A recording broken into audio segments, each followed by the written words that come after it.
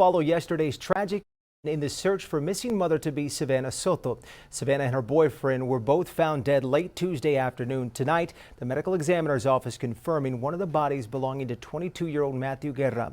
We did reach out to SAPD today for new updates on this case, and all they would tell us is that the investigation remains ongoing. So here's what we know right now as well. Savanah was last seen on Friday at her apartment complex off of Grissom Road in Leon Valley. She was reported missing on Saturday when she didn't show up to be induced at a local hospital. Savanah's family held a vigil on Christmas Day, pleading for police and the public to help find her.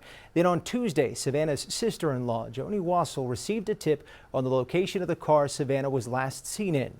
When she arrived at that car's location, she found two bodies inside with gunshot wounds. Also telling us the bodies were that of Savanah and her 22-year-old boyfriend, Matthew. The medical examiner has yet to confirm her identity or the cause of death, but police have told us that the woman's unborn baby sadly also died. SAPD now investigating it as a capital murder case. The News 4i team has learned exclusive new details about this case that potentially help explain why police have been so vague about what type of investigation they have on their hands. The I-team's Mariah Medina has all these details for us tonight. Mariah? That's right. Law enforcement sources tell me that San Antonio police didn't find a firearm or the cell phone of Savanah Soto's boyfriend, Matthew Guerra, in the car that the pair were found in Tuesday afternoon. Sources also sharing that Guerra's body was found in the back seat of the vehicle, while Soto was in the front passenger seat with a child carrier on her lap. I talked to Guerra's family, who tell me everything that they did to find the expectant parents and frustrations with that process. But once it was like the 2:30 p.m. mark, we started panicking. Panicked and nonstop calling and racing home, racing over there and calling police. Gabriel and Raquel Guerra say they called 911 when they sensed their son and his girlfriend were in trouble. The husband and wife, who live in Bexar County, initially tried to file missing persons reports with the Bexar County Sheriff's Office. Soto's family, who live in San Antonio, tried to file with San Antonio police. But because Guerra and Soto lived in Leon Valley, the report had to be taken by Leon Valley police. I was told that they were trying to get the three agencies, all the information they had, and combine them into one report. As this was happening, Gabriel says he was racing to his son's apartment, kicking down the door after he didn't get an answer, fearing the worst. The candle. The candle was on. That was another sign that they had a candle on. Gabriel says the lit candle and Savanah's diaper bag being left behind told them something was wrong. The house, he says, showing no signs of a struggle. Gabriel says he asked the Leon Valley police detective assigned to the case if they could track his son's cell phone location. He says a detective told him it was unlikely a judge would grant a warrant for that because there weren't exigent circumstances. And he basically said they're adults. If they want to disappear, they can disappear. And again, I reminded him, the baby's overdue. It's been overdue. They missed their due date, and to me, that's a life-threatening. There should have been more urgency. We reached out to the Leon Valley detective assigned to the missing persons case to see if a warrant was ever sought. The detective replied that he was instructed by the Leon Valley chief of police to direct questions about the investigation to San Antonio police. He stated that he was not authorized to make any further comments. I never knew a pain like this existed. You hear about a parent losing a child and you're like, man, I can't imagine what they're going through. It's exactly how it is. You can't imagine it. The couple, expected to become first-time grandparents this holiday season, now mourning a son, a grandson, and their would-be grandson's mother. I just hope we can get to the bottom of this and justice be served, because I just can't fathom how anybody could do that to a pregnant woman. I just can't get that out of my head. While Soto's murder would be considered capital murder under Texas law because she was pregnant, San Antonio police shared a synopsis which lists Guerra, Soto, as well as her unborn son as victims, apparently signaling law enforcement's belief that both Guerra and Soto were murdered. For the News 4i team, I'm Mariah Medina. Tonight, the family of Savanah Soto is talking about their devastating loss. News 4 San Antonio's Amanda Henderson spoke with them a bit earlier today at a place that already represents the loss that they've experienced. Kenwood Park holds so much meaning for the Soto family.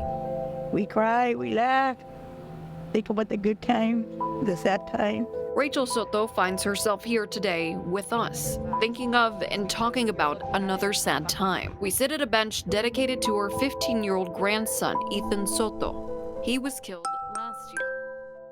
Rachel is here talking about the loss of his sister, her granddaughter, Savanah Soto. I think I'm going to get up on my nightmare and Mika's going to be there. I didn't think I was going to go through this again, and here I am again. Savanah and her boyfriend, Matthew Guerra, were found dead yesterday in a Kia Optima at a Northwest apartment complex. The discovery brought a tragic end to a search for the missing mother-to-be, who was said to be induced last Saturday.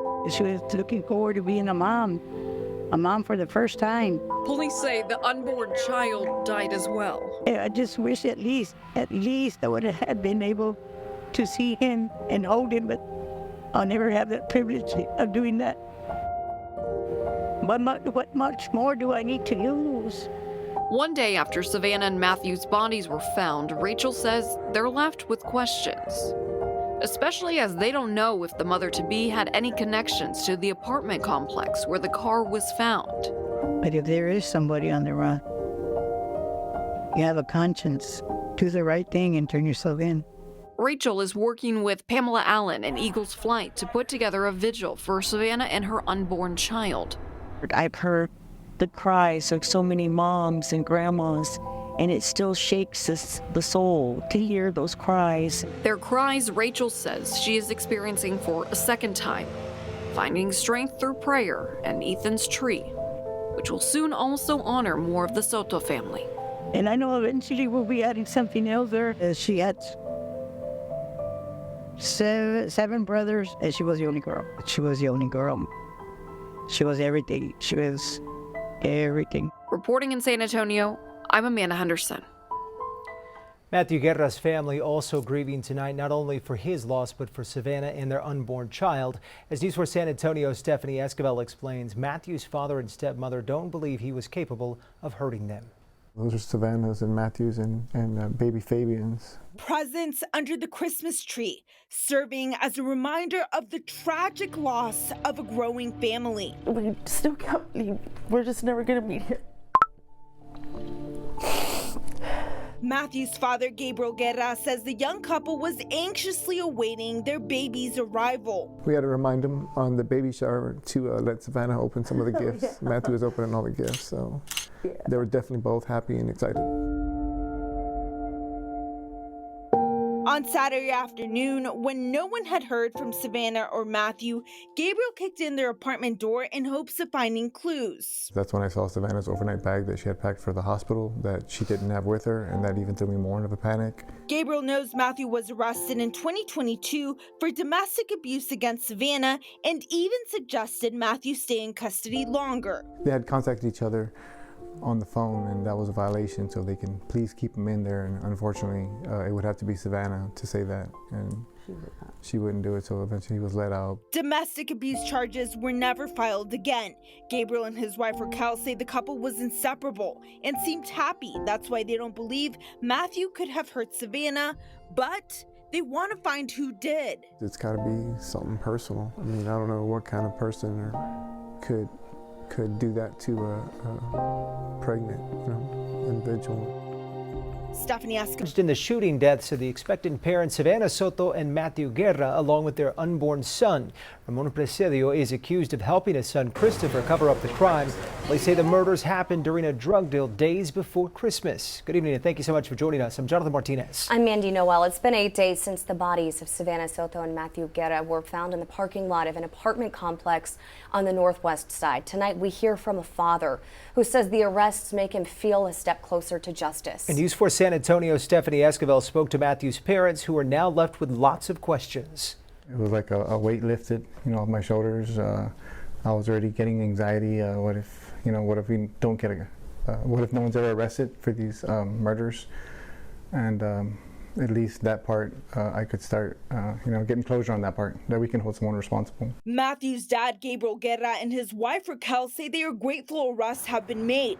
They feel this is one step closer to justice. Tonight, they are still questioning why police believe 19-year-old suspect Christopher Preciado pulled the trigger. I may never get some of the answers that I want. I still, even after the affidavit, I don't know exactly what happened, if it was inside, outside. The arrest report states the killings happened during a drug deal.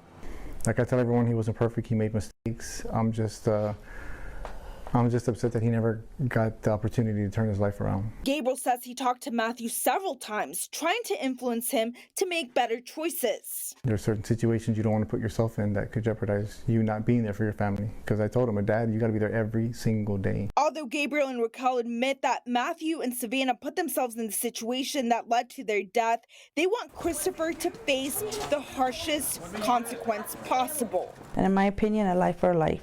He didn't even give my grandchild a chance to live, and I feel he deserves what he did to them. Gabriel says he also wants a harsh punishment for Christopher's father, 53-year-old Ramon Preciado. Preciado is accused of helping his son hide the bodies and get rid of evidence. Absolutely not. You know, I was always there for Matthew, but one thing I never did was I never bailed him out. You know, I always told him there's consequences. The Guerra family says they will also push for a third capital murder charge since the young couple's unborn son is also a victim.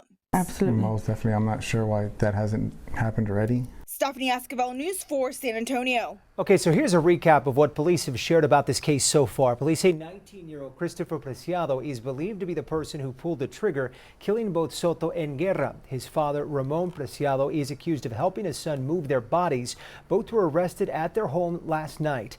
Investigators say they were able to track them down using information on Savanah's cell phone, which they found in her car. Christopher, we believe, committed the murders of Matthew and Savanah. It appears to be a narcotic-related deal that went bad. Christopher is charged with capital murder. The district attorney's office will decide whether to add a third count of capital murder for the couple's unborn son and will also decide whether to pursue the death penalty. Ramon is being charged with abuse of... Our lives will never be the same again. Candles, balloons, and flowers. A makeshift memorial continues to grow by this tree at Kenwood Park. I still can't believe it, but it's real. The family of 18-year-old Savanah Soto wants justice and wants answers. All I want to know is why he did it. Why did they do that to my granddaughter? In order to bring justice to the memory of these two victims, and in order to bring justice to the survivors and the family members, it's going to be a long road. One step at a time. That's how Bexar County District Attorney Joe Gonzalez describes the work being done by his office and San Antonio police to build the capital murder case against 19-year-old Christopher Preciado. Clearly, we have enough to charge Christopher with Preciado with capital murder because we have two adult victims. Police say Preciado shot and killed Savanah and her boyfriend Matthew Guerra during a drug deal. Savanah was 9 months pregnant, set to give birth just days later.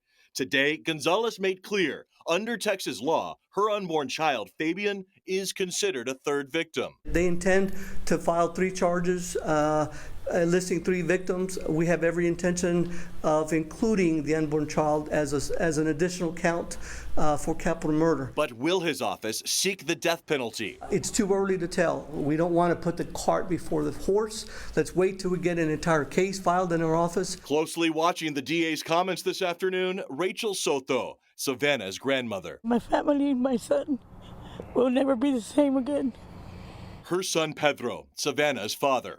My daughter was happy that she was going to be a mother. She was excited. Though greatly relieved to see an arrest made in this case, they understand investigators still have more work to do. Do what they have to do for them to pay the price what they did. The ultimate price. They want the death penalty. That's not any question. I would, yes, definitely would love to see the death penalty.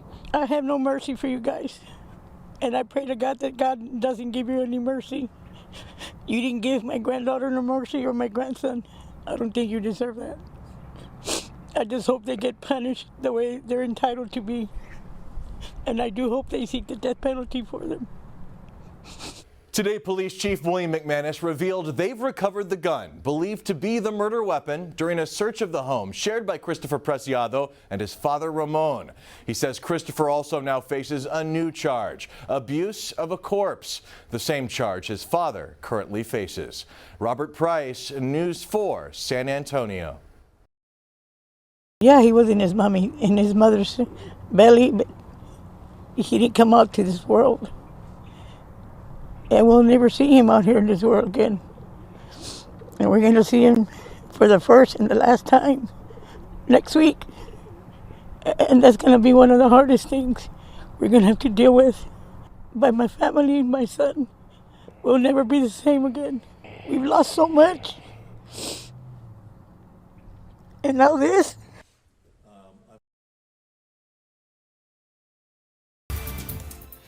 Tonight's top story, new developments in the high-profile case of a pregnant couple. The police chief and district attorney gave new insight on the case of Savanah Soto and Matthew Guerra. Now let's get to three big takeaways tonight. First, the chief says the possible weapon used to kill the young couple was found. Police say it was located in the home of a father and son, both charged in the case. Tonight, Christopher Preciado and his dad, Ramon, are still jailed. The second highlight, the possibility of a third person connected to the case. The chief says they are looking into whether or not someone else could be seen in that critical surveillance video that helped crack the case. Lastly, the DA says it is still too early to say if they will pursue the death penalty. However, he did say an additional charge could be added for the unborn baby. And this case has gained worldwide attention, tens of thousands of people following every new development. Dozens of Facebook groups have been created to help catch Savanah and Matthew's killer. But have these efforts helped or hindered law enforcement? And for the answer to that question, let's bring in KENS 5 reporter Hannah Tita. And Hannah, what did you learn? Henry to Easties, our sources for this story are a forensic psychologist and a social media expert who's also a university professor. We're told cases involving women and children tend to gain more attention, and also we're told that when people can relate to or empathize with the victim, they're more likely to get invested. What started as a search for a missing San Antonio couple Where's she at? quickly became a capital murder investigation of international interest. More than 24 Facebook groups and countless TikTok and YouTube videos. We can get information immediately now, or nearly immediately, so that it makes it feel like we are much more involved in the story than we ever have been. The Savanah Soto Live Case Updates group has climbed to more than 24,000 members. What we have seen a growth of in recent years is communities organized around crime. And there's been a significant rise in what's called internet sleuthing. Experts say it's a double-edged sword. Police often rely on tips from the public to solve cases, but self-assigned digital detectives can also get in the way. Here's an example of both. When police released this surveillance video of the suspects, many zeroed in on what they believed was a third person handing Ramon Preciado a cloth from inside the truck. That's something we're still looking into. It's something that's been brought up in conversation about this. But before the double arrest, members of this Facebook group also shared names and photos of people accusing them of killing the couple. Police later revealed they'd been ruled out as suspects. There was a lot of misinformation out there. And solving the case hasn't put an end to the comments. Quite the opposite, as people now dig into the suspect's background and weigh in on the victim's decisions. Here's what Savanah Soto's family previously told us. With all these false accusations, everybody's trying to play detective and all that. That's not helping that's not helping us. Like, I've already removed myself from a lot of social media because of it. And law enforcement will often withhold information to protect their investigation, but research from Brown University shows that when there's an information void, people will often come up with their own theories and try and fill in the gaps, and that's where we see this misinformation. Reporting live in the KENS 5 Digital Center, Hannah Tita, KENS 5. Hannah,